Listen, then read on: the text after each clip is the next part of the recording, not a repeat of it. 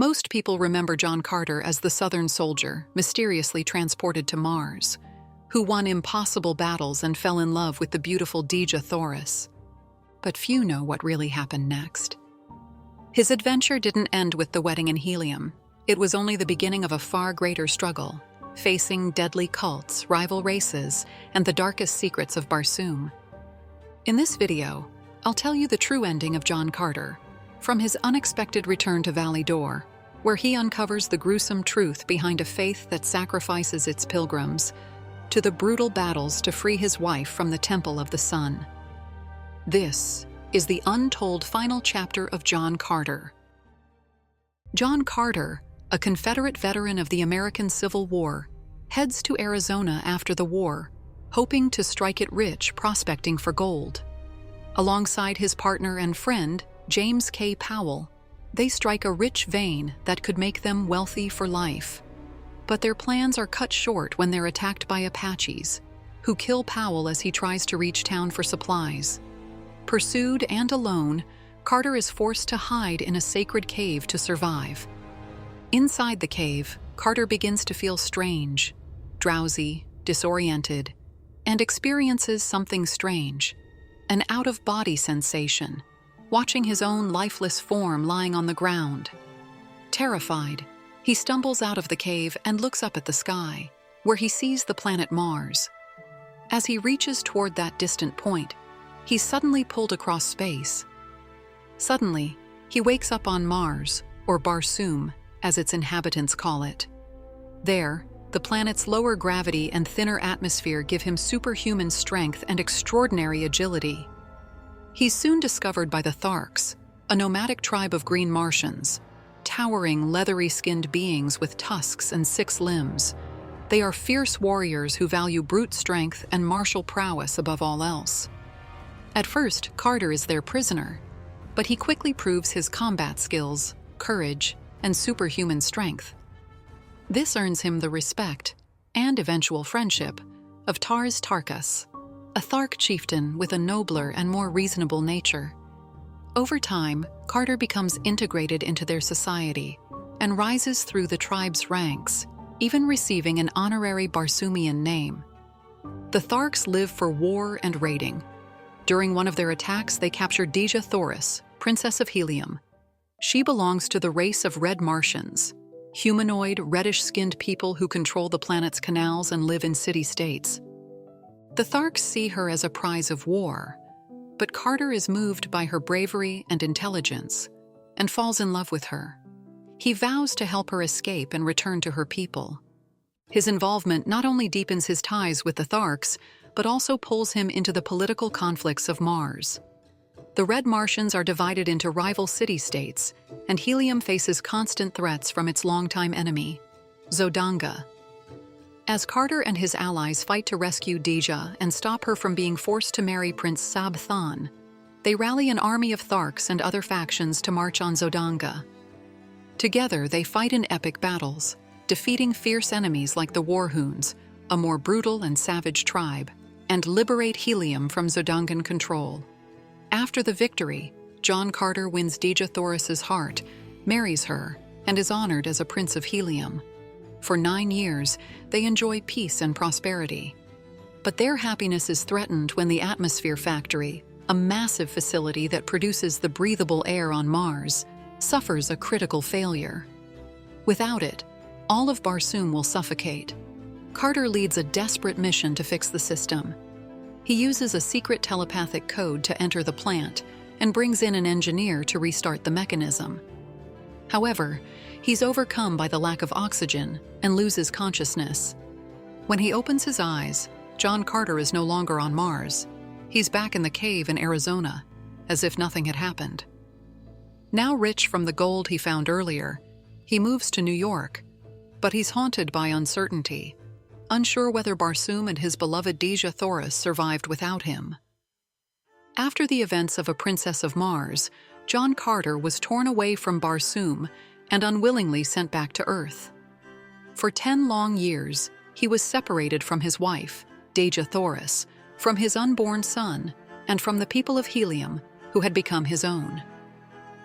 The story begins with his sudden return to Mars, but Carter doesn't land just anywhere.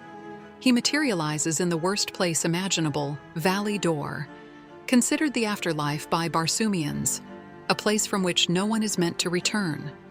No sooner does he arrive than he's caught in a brutal attack. A boat carrying green Martians down the River Ice is ambushed by the plant men, grotesque, never-before-seen creatures. Only one passenger survives, Dejah Thoris, the Jeddak of Thark and Carter's loyal friend who had begun the pilgrimage in search of him.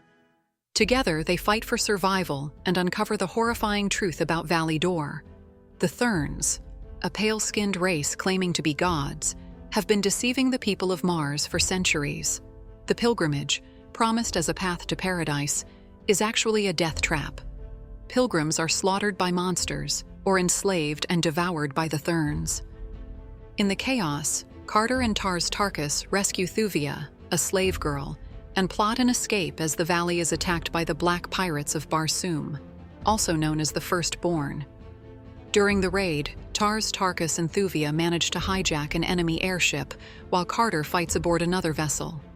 He kills nearly all the pirates, except one, Zodar, who reveals that the Firstborn also consider themselves gods and prey on the Therns, raiding and dominating them. During the same assault, Carter rescues Fidor, daughter of the holy Hecador, the Therns' high priest.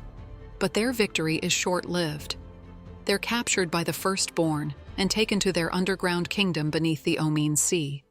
There, Carter is brought before Isis, the so-called supreme goddess of Barsoom, who, in truth, manipulates the Therns through secret communications they mistake for divine revelation.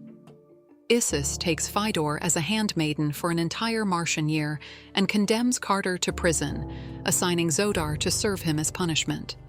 However, Carter treats Zodar with honor, earning his loyalty.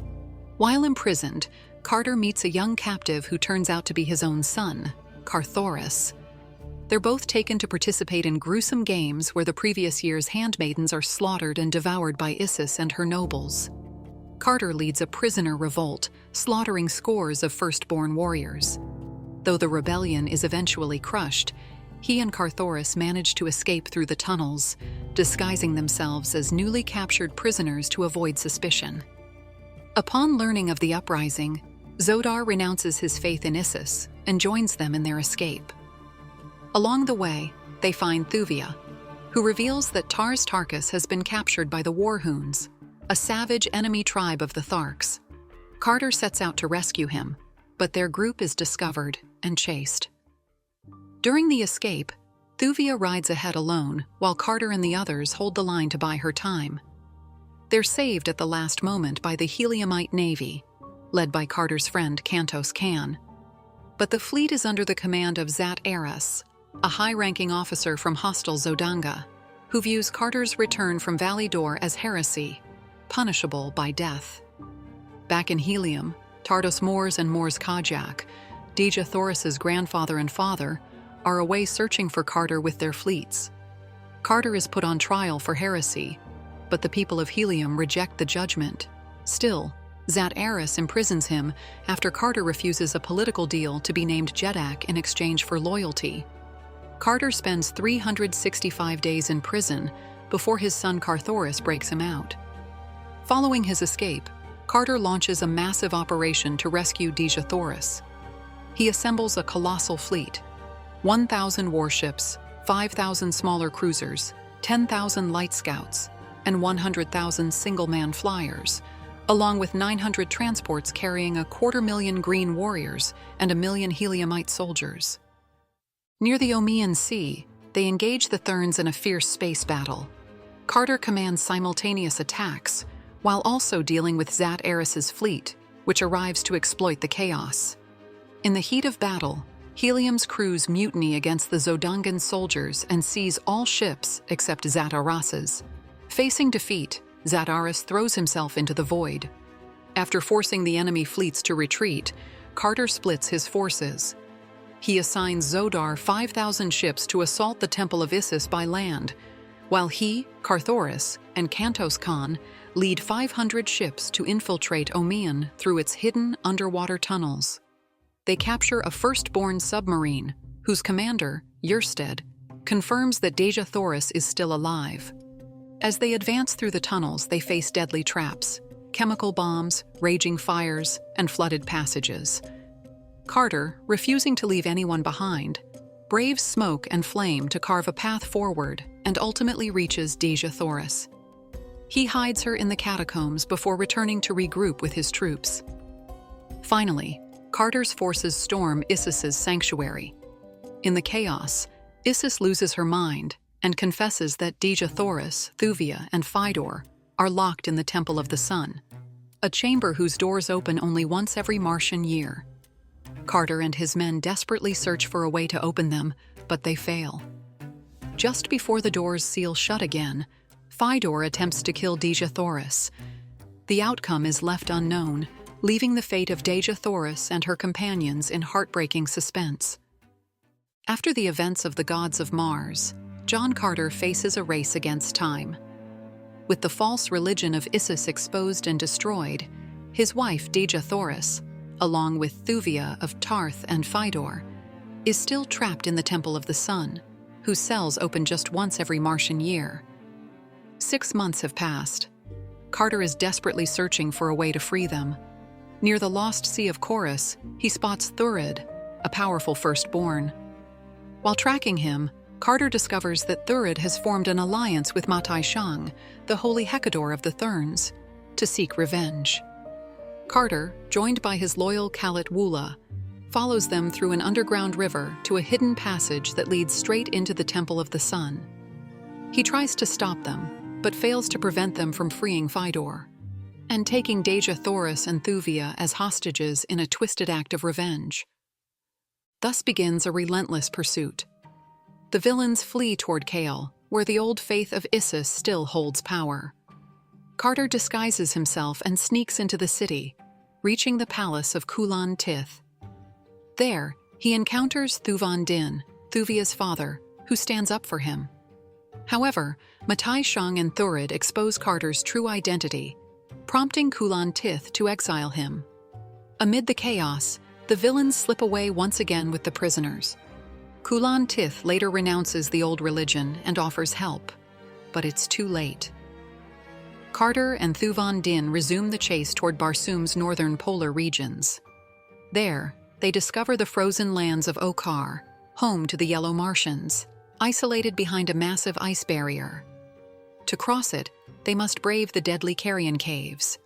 Along the way, they rescue Talu, a rebel prince of Marantina, who's fighting against his tyrannical uncle, Silensis All, ruler of Kadabra.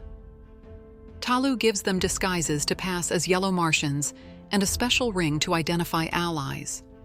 Disguised as palace guards, Carter finally spots Dejah Thoris and Thuvia in captivity.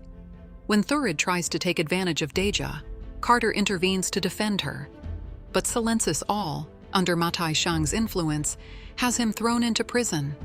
At his trial, Carter is sentenced to die in the Pit of Plenty, a deep, smooth-walled shaft engineered to be impossible to escape. But thanks to Talu's allies and secret messages, he escapes just as a monstrous apt is lowered into the pit to devour him.